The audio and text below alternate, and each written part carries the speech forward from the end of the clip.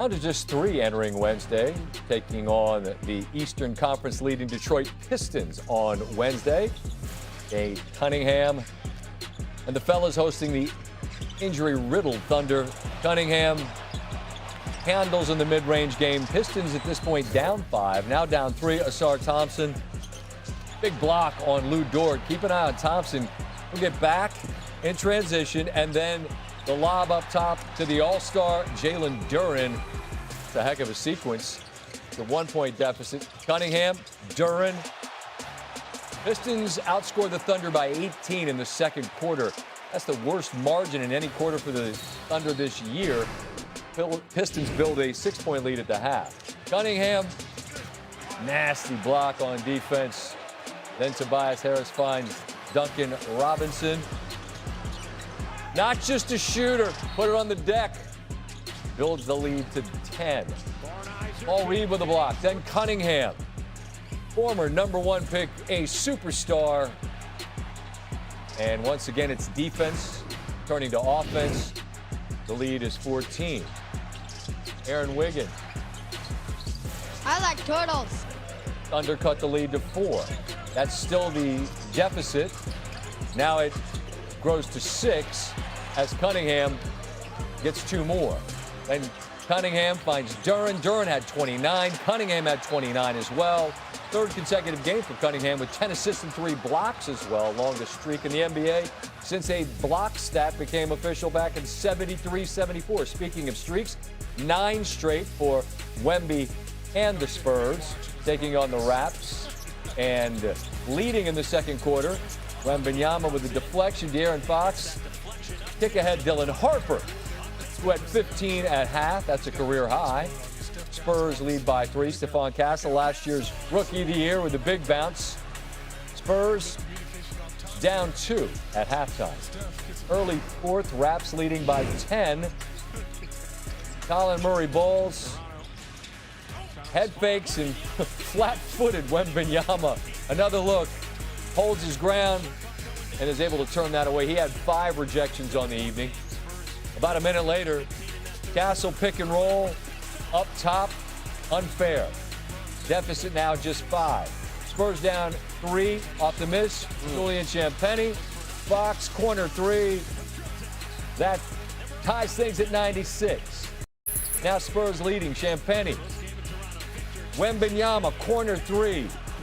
He had 12 and 8. Quiet night from a statistical standpoint, but all that matters is the scoreboard. Spurs continue to lead. Fox from behind the backboard. He had 20. The lead is 4. 8 to go in the game.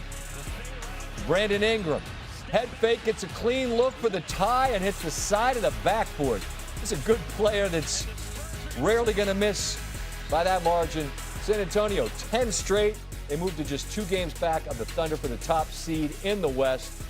10 straight, the longest winning streak since they won 13 in a row a decade ago, on the way to a franchise record 67 victories. Kawhi Leonard was the leading scorer for the Spurs squad. Also had Tim Duncan in the final of his legendary 19 seasons in the league. The game we followed on Wednesday evening, the Celtics on a back-to-back at altitude. That's not easy. Jason Tatum traveling with the team on their 4-game road trip. Top 2 teams in terms of offensive efficiency. Keep that in mind as we watch that. I mean, where is it on the board? As Scott Van Pelt would say, sublime. Or lucky. We'll take it. Colorado native Derek White cooking in the first half. 18 in the second quarter. Tied for the most in any quarter in his career.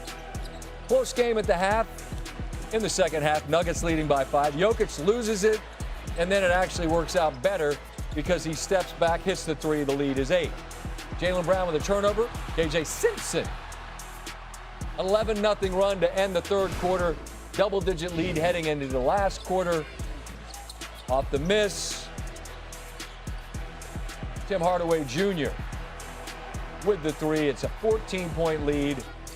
And Jokic, as we've reached the portion of the season where it looks like the bear has mauled his triceps, he fights through those wounds, and Jokic goes for 30, a dozen, 6 assists, and they get the victory. Brian Windhorst joins us now. And Wendy, though Denver got the victory, I want to ask you about Boston and Tatum's traveling with him. I'm interested in this thought. It seems clear he's coming back, unless it's all just a ruse for a documentary. How much runway do you feel like he needs to be not just playing, but the guy that could be a difference maker come playoff time? Well, the first off, he's actually traveled with them all year. And it's not something you normally see from a player who's on a long-term injury. And he's focused, he's all year long, he's worked out alongside them, even when he was very much in the early stages of the recovery process. But that's an indication he didn't ever want to lose touch with the team. I think he's always, throughout the whole year, planned to come back. But if you want a timeline, you are not going to hear it from the Celtics or from Tatum's camp. What I will say is two things. One, we just saw a player return last night from an Achilles injury. DeJounte Murray came back to the Pelicans. He had not played for 13 months. Jason Tatum is not even at 10 months yet. So obviously the Pelicans and the Celtics have different set of circumstances, but the Pelicans haven't given up on this season. So that's 13 months versus 10 months, a player who thought he was ready. So I just want to keep that in mind. The second thing is, when Tatum needs to be really contributing, in my view, is the second round of the playoffs, okay? Because that's where the chips are going to be down. There are, in my eyes, 4 very good teams in the East, and there's a couple more teams that can see themselves getting to the conference finals. There's going to be 2 or 3 teams that don't make it to the conference finals that are going to have very disappointing seasons. You're going to have to be playing at a high level to get those second 4 playoff wins. That's when they're going to need Jason Tatum. I believe in this Celtics team that they can defend well enough. They can put together something to get to the second round. So when you think about the timeline, think about the first 2 weeks of May. That's when you need Tatum at fuller power. Don't worry about how he might look when he comes back his first couple of weeks. I appreciate the distinction off the top, by the way. He's been with him all year. It's simply that we're paying attention now through a lens of, hey, might we see him soon? Right. And I'm with you. That second round is where if you've suddenly got him, you're a team that's more talented than your second seed. Now, in terms of the West, the Thunder are still the Thunder. They still have this lead. Here come the Spurs. OKC's banged up. As things become more clear, again with an eye on the playoffs, how broad a lens are you using to look at the true contenders in the West? Yeah, so I've had my hotel reservations booked for the finals in Oklahoma City for months now, okay? I have felt that they are the strong favorite to win the West. Scott, I have an announcement. Okay. I have made hotel reservations in San Antonio.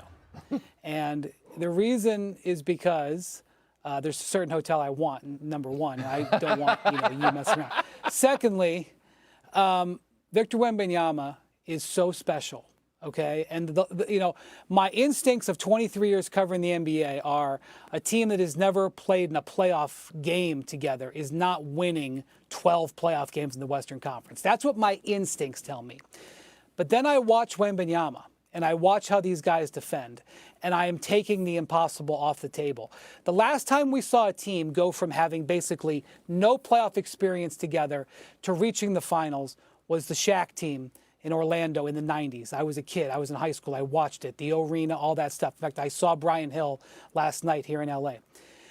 Shaquille O'Neal and Victor Wembanyama, you may have a Shaquille O'Neal here. I don't know, but I'm not taking it off the table. And so I look at the Spurs very, very seriously. And they're right on the heels of the Thunder now because of all these injuries that the Thunder have. Thunder's still my number one.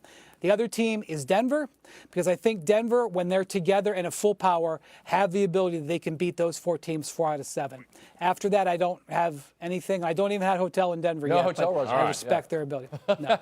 You might have just spoken into existence. My wife last year, a Florida alum, said, can I book a hotel in San Antonio? I said, sure, why not? This was before the tournament even started. And she was there on Riverwalk watching the Gators win. So who knows? Maybe you're speaking the Spurs into existence. I want to close with this, and you can laugh at me if the answer is no. But in our meeting, this conversation came up.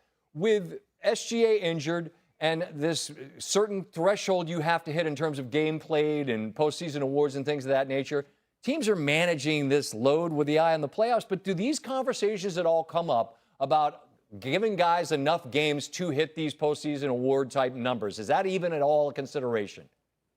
They will not admit it, but their actions indicate yes. that over the last couple of years there are players, and sometimes they have gone above and beyond what they prefer to do, and then still don't get the threshold.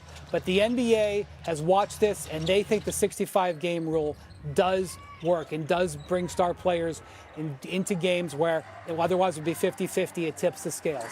I agree that the MVP race has a potential to get very sloppy because of that rule. But I think the NBA likes it, and I think the actions indicate that it's working. All right, good. I wouldn't have been surprised if you said no, but I actually am happy to hear that you say, yeah, the actions